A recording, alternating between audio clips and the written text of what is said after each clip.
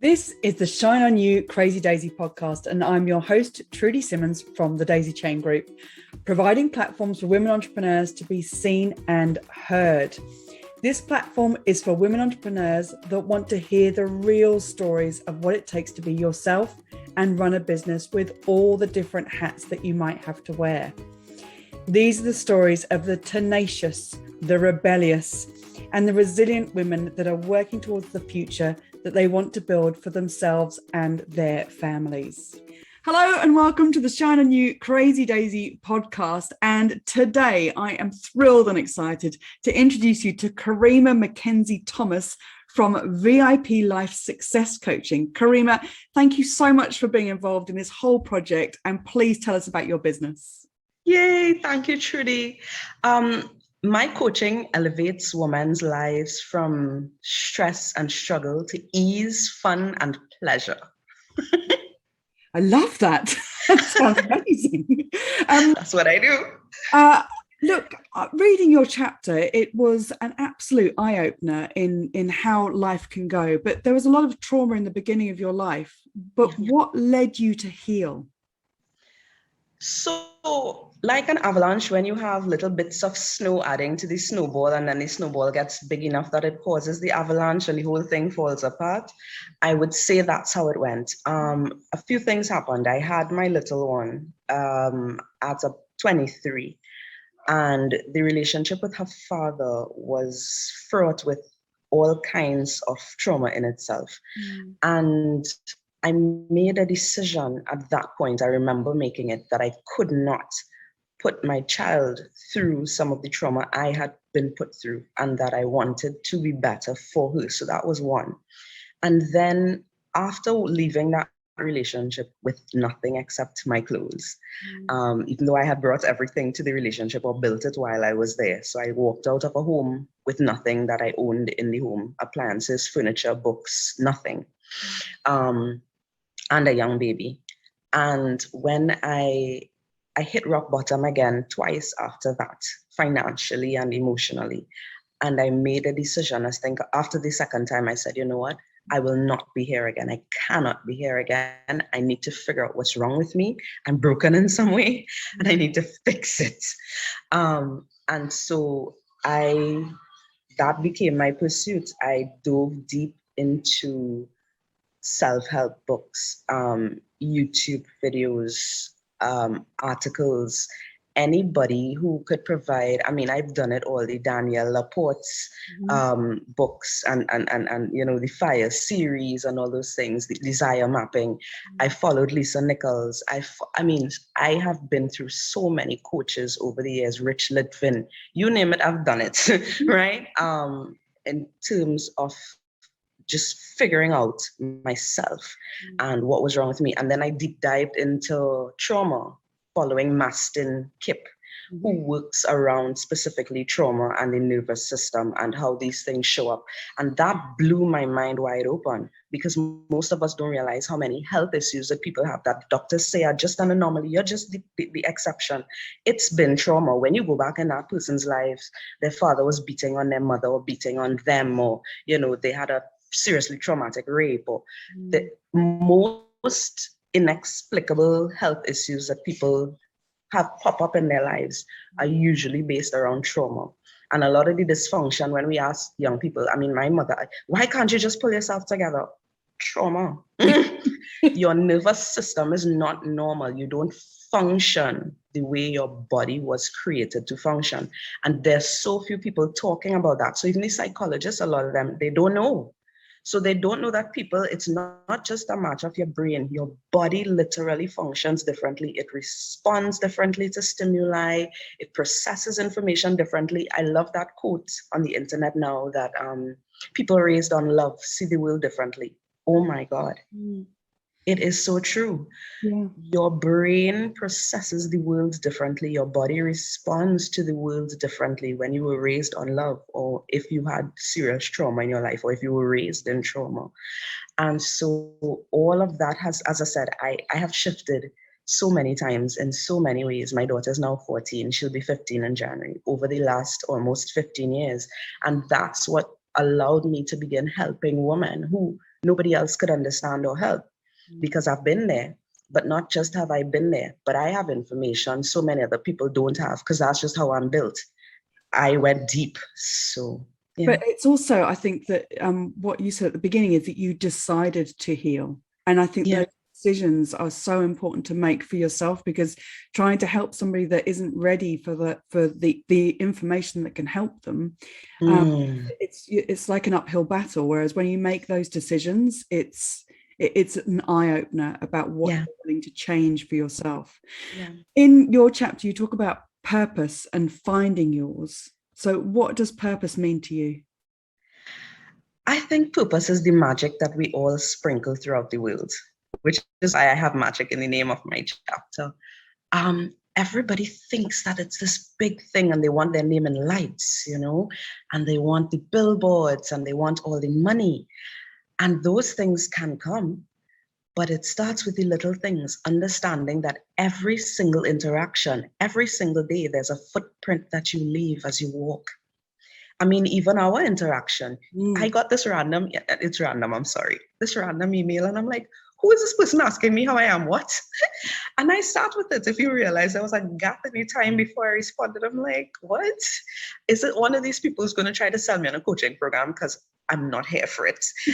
And I responded to you, and I remember you responding and saying, oh my God, I love the positivity. I love the good stories, and that's purpose. You were in your purpose, reaching out to people for whatever reason, whatever your motives were. It's not about that, just saying, hey, how you doing? And most people don't ask people those things. And again, not genuinely either. And then I was in my purpose when I said, these are the things that are happening in my life that are really good right now. And so we miss those opportunities every single day to be in purpose and to plant light and joy and magic with our footsteps as we walk through the world.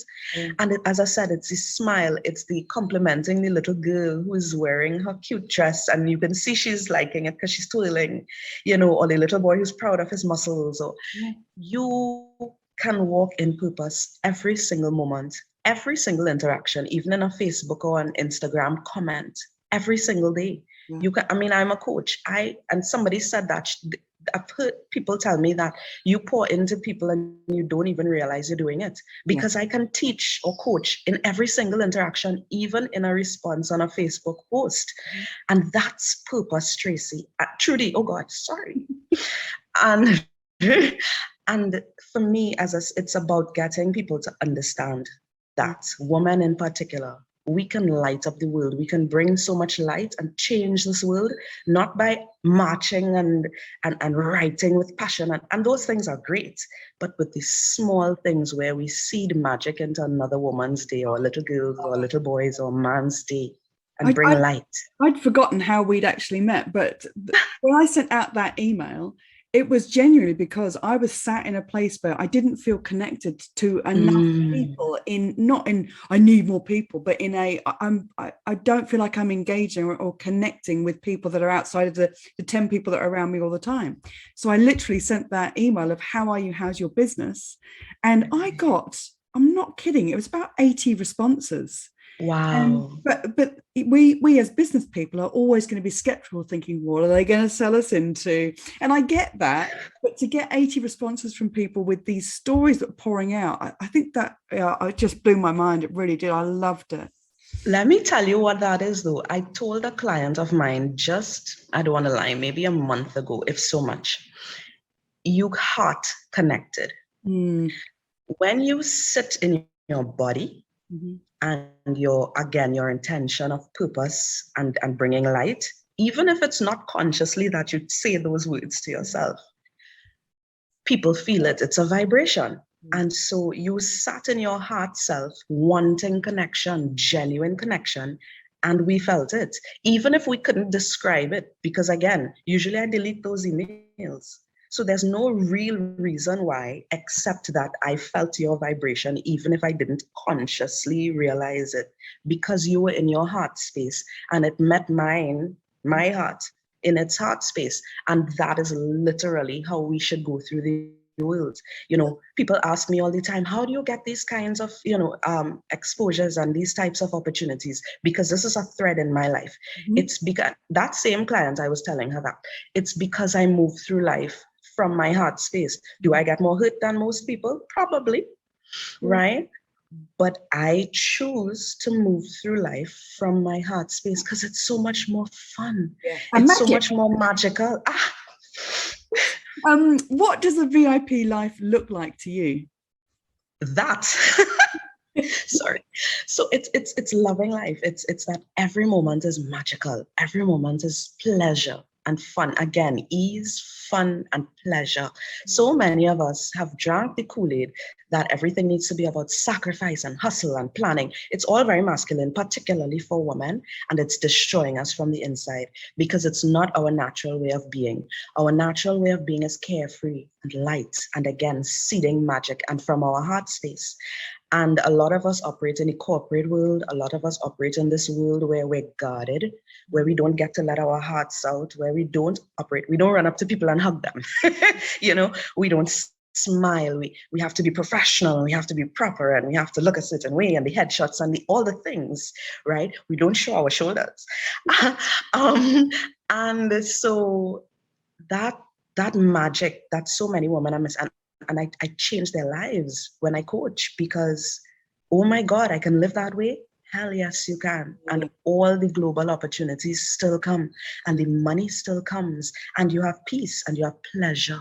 Oh my God, pleasure and fun, and that's VIP living: vision, inspiration, and purpose. You're inspired every day. You're working with a vision, and you have purpose. There's magic. KArima, I could listen to you all day. Yay! we can do this. If there was, I know you have a lot of other podcasts to do today. So, if there was one lesson you want other entrepreneurs to know, what would it be?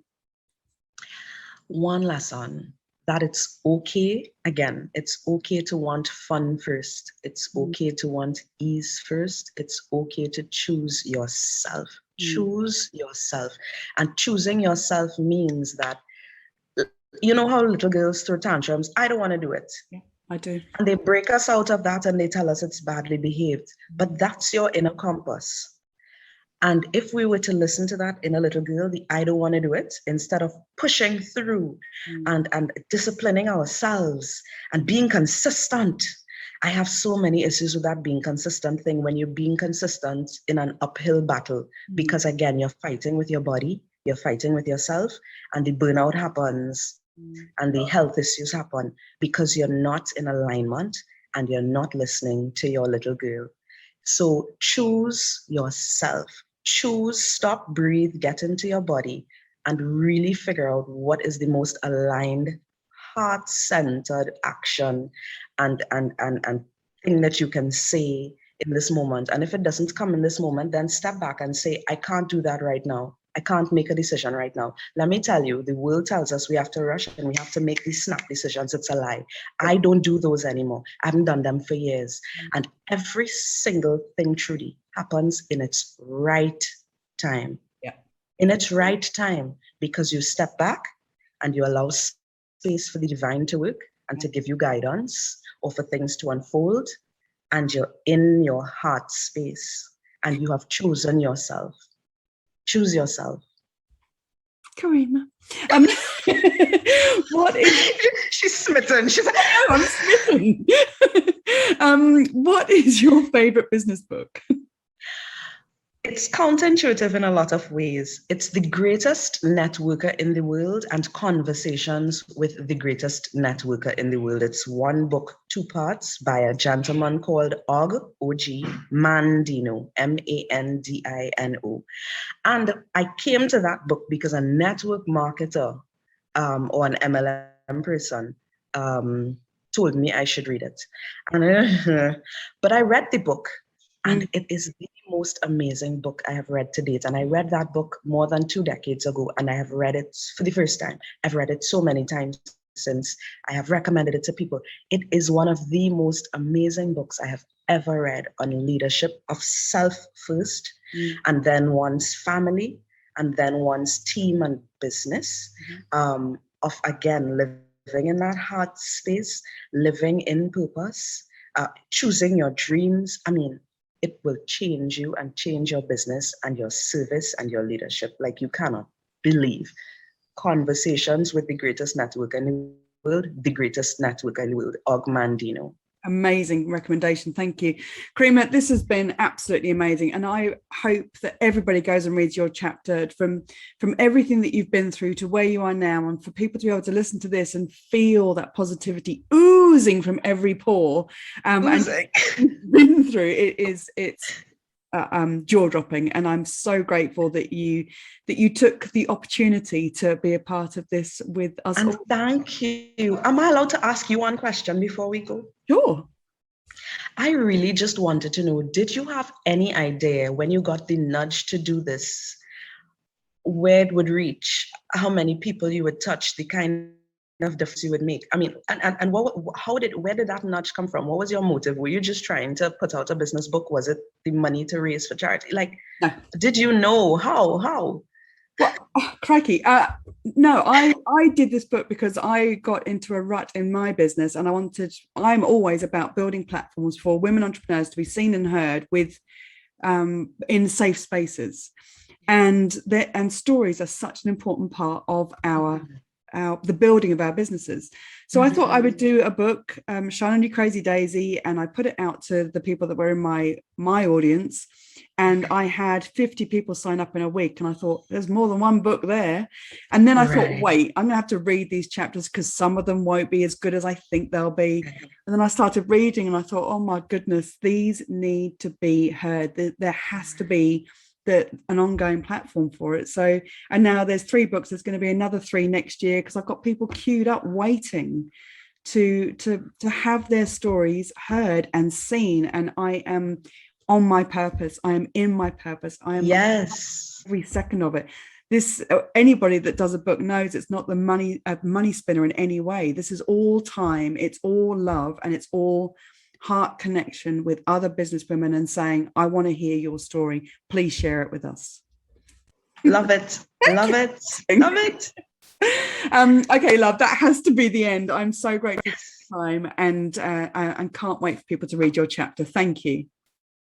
Thank you so much for watching the Shine on You Crazy Daisy podcast. If you've liked what you've seen today, then please make sure that you click the subscribe button to this channel to see more inspiration and motivation as more of these stories keep coming out. And if you want even more, click on the link below this video and go and have a look at the series of books Shine on You Crazy Daisy and get even more inspiration and motivation for you and your business.